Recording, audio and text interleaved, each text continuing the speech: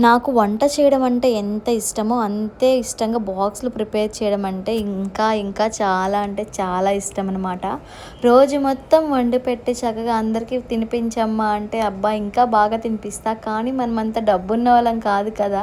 అందుకే ఇట్లా మంచిగా ప్రిపేర్ చేసినప్పుడు ఎప్పుడైనా స్పెషల్స్ ప్రిపేర్ చేసినప్పుడు మాత్రం అందరికీ అన్నట్టుగా ప్రిపేర్ చేస్తాను. ఇంకా నేను ఏదైనా ముందుగా ప్రిపేర్ చేస్తున్నాను అన్నప్పుడు ముందుగానే అందరికీ చెప్తాను.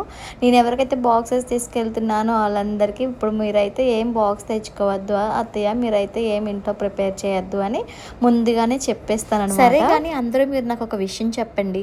మీరు జీడిపప్పు విడిగా తినాలి అంటే ఇష్టమా? లేకపోతే ఇట్లా బగారా రైస్, చికెన్ కర్రీ, బిర్యానీలోంచి ఎతుక్కొని తినడం అంటే ఇష్టమో చెప్పండి. నాకైతే మా ఇంట్లో ఎదురుగానే జీడిపప్పు డబ్బా ఉంటుంది కిచెన్‌లో. అప్పుడు తినమన్నా కూడా తినను అసలు. అదే ఇట్లా కర్రీలో కానీ, బిర్యానీలో కానీ, బగారా రైస్‌లో కానీ ఏసినప్పుడు ఎతుక్కొని జీడిపప్పులు తింటాను. అదేం బుద్ధో నాకు అర్థం కాదు. తర్వాత మళ్ళీ తలుచుకొని నేనే నవ్వుకుంటాను. ఎందుకు ఇట్లా చేస్తున్నానో అని చెప్పి. ఇట్లా నేను ఒక్కదాన్నే చేస్తానా? చాలామంది ఇట్లా చేస్తారా? నిజం చెప్పి ఒప్పేసుకోండి. లేతే నేను ఒక్కదాన్నే ఇట్లా ఉన్నానా? నిజం ఒప్పేసుకొని నా పరువు నేనే తీసుకున్నానో అర్థం కావట్లేదు. ఎవరైనా నాకులా ఉంటే మాత్రం మర్చిపోకుండా కామెంట్ అయితే చేసేయండి మరి. ఇప్పుడైతే భూమికి, అత్తయ్య వాళ్ళకి, తెలిసిన వాళ్ళకి బాక్స్ అయితే ప్రిపేర్ చేసేస్తున్నాననమాట.